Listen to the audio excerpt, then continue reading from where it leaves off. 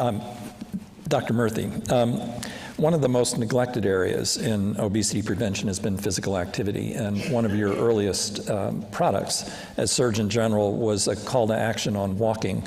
What led you to focus on physical activity? Well, it's a great question. You're right. Let me turn this on. You're right that physical activity is often neglected. As I've traveled around the country, I've heard from so many parents and teachers that time for physical activity is disappearing from their schools. I've heard from communities that say that they have fewer places for their kids to play in terms of green spaces and parks and others. And we know actually that communities that have more green spaces and spaces for kids to play, their health indicators are actually better, including around obesity.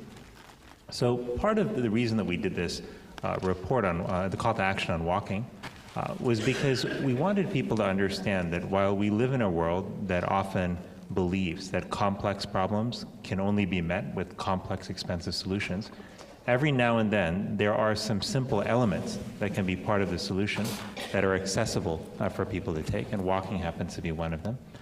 Often one of the most striking statistics that we share when we go on the road with folks is that an average 22 minutes of brisk activity can, when done consistently, can lower your risk of diabetes by 30%. It can also lower your risk of cardiovascular disease, of sudden death.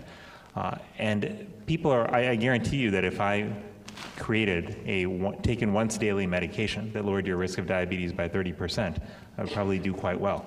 But people they're used to the idea of taking pills to improve your health, less necessarily inclined to believe that lifestyle change is worth the investment when it comes to improving health.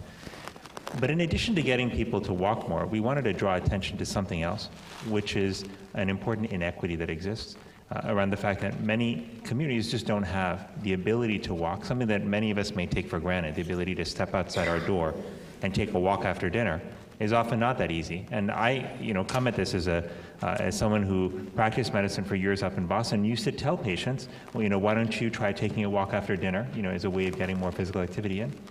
And I started realizing that for some of my patients it wasn't that easy, because going for a walk after dinner for some of them meant taking the risk of getting shot or getting robbed because their neighborhoods were not safe.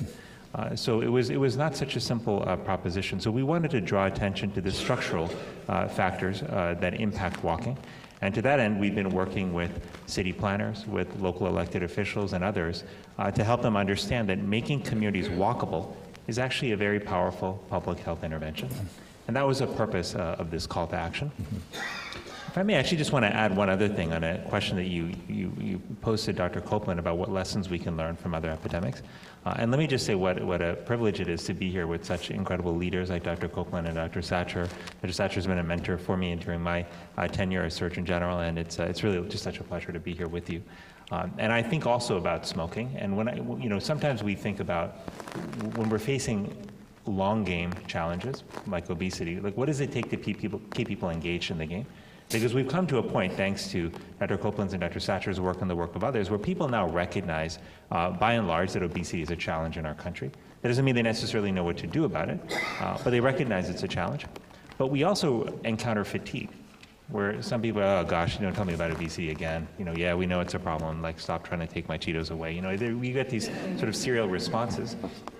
But I think that there are actually three things people need to have to be able to sustain their efforts in the face of an epidemic. One is they need to see direct relevance to them. Two, they need to see evidence of progress that gives them a sense of hope that things can get better. And the third is they have to have a sense of clear agency. They have to know that there are things that they can do in their day-to-day lives that will make an impact. And smoking has some interesting parallels here as an epidemic that has been able to fulfill some of those qualities. We were able, thanks to prior Surgeon General reports and a lot of public education efforts, to make it very clear to people that this is relevant to you, whether you smoke or whether you're exposed to secondhand smoke, you're at risk. We were also able to demonstrate progress that came in part through policy, in part through legal action that was taken against tobacco companies. And we were finally able to help people understand that they had agency. At the very basic level, you could choose to quit. At another level, you could talk to family members and people you love about quitting. At another level, if you're a local elected official, you could think about passing clean indoor air laws and know that that would have an impact on the health of your community. The challenge we have is, as we've talked about, is how do we do that with obesity, which is a very challenging, multifactorial epidemic, and one that certainly isn't going to be a quick fix, but that will require the long-term commitment and engagement of the public. One of your stated goals is to build partnerships within communities and across sectors to address obesity and tobacco-related diseases and decrease the stigma of mental illness. These are shared goals by a lot of governmental, non-governmental groups. How do we coordinate those activities and avoid a duplication of efforts? Well, that is a good question, and I would add a sliver to your question, which is also, how do we ensure people are learning from each other? Because one of the things I've certainly encountered as I've traveled is this hunger that people have to learn from other communities. Often when I go to one community, if they know that I was, if I go to Birmingham, they know I was in Chicago the day before, they'll often say, hey, we know that Chicago's had problems with obesity. What are they doing to deal with it? Can we learn something from them? So there is certainly that hunger. There are a few things that we have done at a federal level to try to bring people together around a joint agenda for action. And one of those has actually been the National Prevention Strategy, which was issued several years ago in 2011. It was the first blueprint for prevention on a national scale that we had in such a formal way. And that provided a clear directive and set of strategies that communities could take in their approach to prevention and to making communities healthier. Chicago, for example, was able to use the National Prevention Strategy as an important building block in building their Healthy Chicago initiative.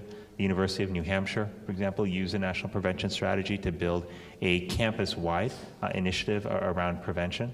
Other foundations and community groups have been using the strategy as well. So there are some things that we can do by building tools like this. And we can also articulate some of these unified agendas in Surgeon General reports, which is what Dr. Satcher has done around obesity in 2001, and what we are looking to do now around other issues, including not just walking, but substance use and addiction and other matters as well. So these are some of the things that we can do, but it's undeniably a great challenge, because the great thing about America is that there are incredible things happening at a grassroots level. Tom Friedman is a journalist with the New York Times.